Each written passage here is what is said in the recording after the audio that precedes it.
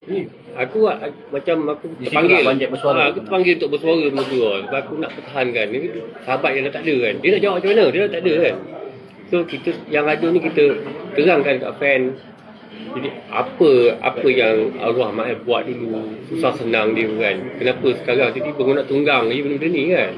Jadi aku rasa aku terpanggil untuk pertahankan benda tu lah. Tak siapa lagi kalau bukan kawan dia kan, kalau bukan kawan arwah kan. Jadi aku rasa aku kena buat macam tu. Bukannya pasal dia nak pakai nama apa benda kan. Itu semua macam tuan cakap lah, nama tu lah rekod punya kan. Aku tak nak larang nak pakai nama SPC ke apa kan. Tapi masalahnya dia tunggalkan nama arwah tu lebih-lebih kan.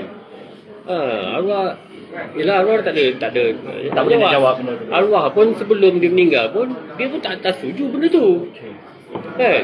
Dia pun cakap yang real SPC memang dah tak ada.